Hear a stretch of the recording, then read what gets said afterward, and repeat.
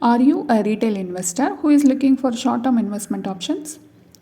In this modern era, even though you can choose among various financial instruments that are available in the market, some may consider chit funds for short term goals.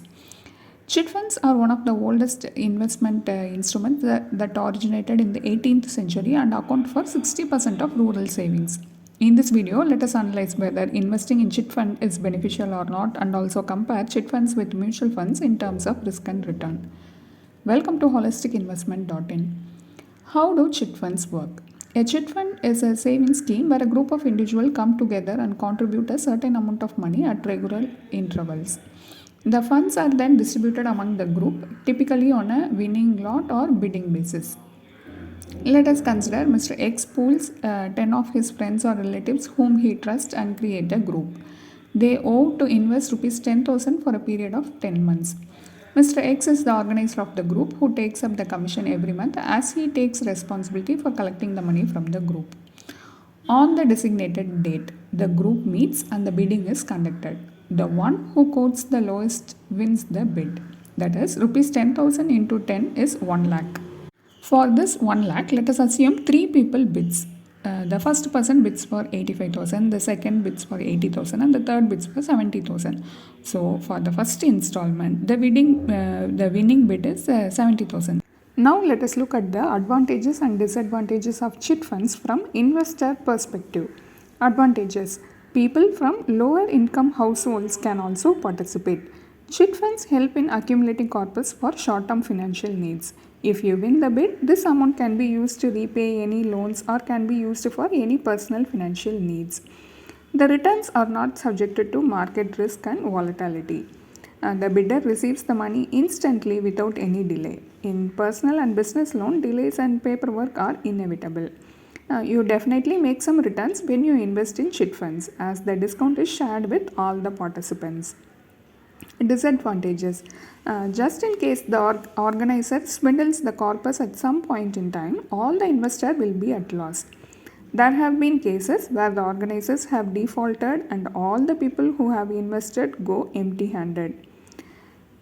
When one of your fellow chit participant defaults, the whole system collapses. Let's consider an ideal situation. What if a person wins the bid earlier and fails to make payment for the upcoming rounds? No regulations can help you reclaim your money.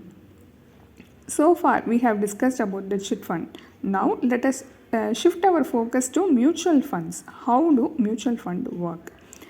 In mutual funds, you indirectly invest in stock, bonds, and other securities that the fund houses choose. These securities or stock selection can be made on theme or based on the market cap or the various indices available.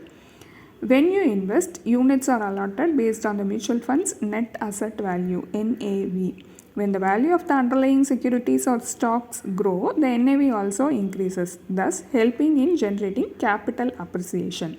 You can select different mutual funds for each of your financial goals like short term, medium term, and long term based on your time horizon. Now that you got to know what chit funds and mutual funds are, let us see how they are similar and how they are different and which instrument to choose.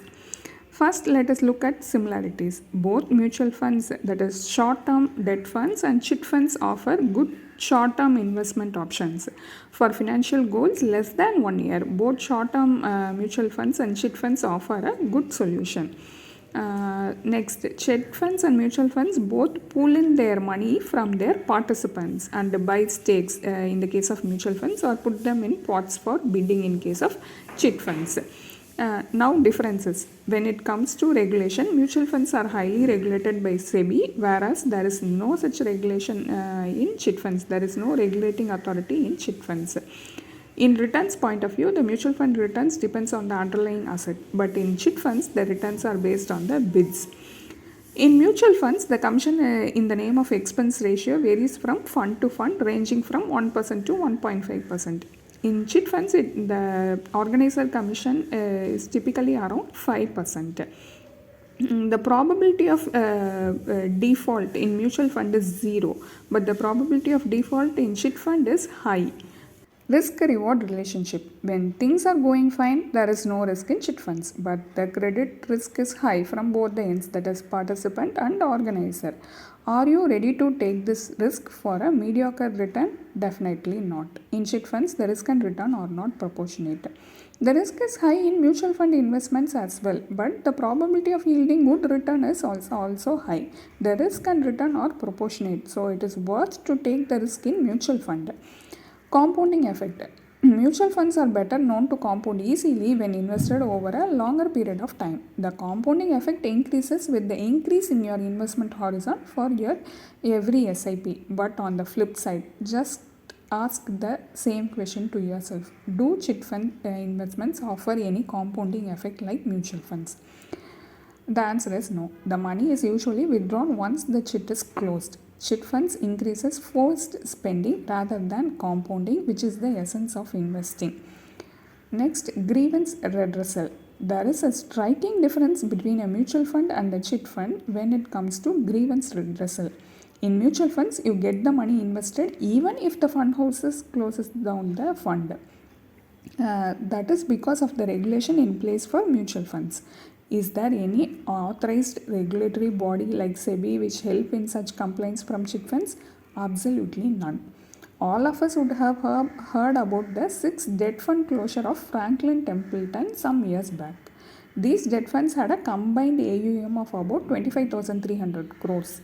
Even though the funds were wound up, there was not a single participant who lost his money due to this closure. Many of us would have heard about the Sarda Chit Fund scam which rocked our nation in 2013. Sarda Chit Funds had mobbed around 4,000 crores through its chit funds, most of the money coming from rural Bengal households. They were left in lurch and some agents even ended their lives as people came to them demanding their money. Final verdict. To summarize, we have seen what chit funds offer, their pros and cons, and we also did a comparative study with mutual funds. Though there is a decent return on chit funds, the risk is high and the disadvantages of chit funds outweigh its advantages. So, you can better opt for a mutual fund as all the risks are negated. You can also start a mutual fund systematic investment plan with as low as Rs 500. So, for an all round financial investment plan, mutual funds offer the best strategies hands down. Happy investing. Hope you like this video. If you have any questions related to this or any other investment option or related to your financial goal, don't hesitate to book a free appointment with our financial planners. The link to the free booking is given in the description box below. Also, will you be interested to attend any insightful investment webinar? Then feel free to register for the upcoming enlightening investment webinar. It is completely free.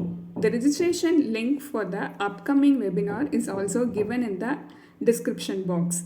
If you like this video, please give us thumbs up. Also, share it with your social circle.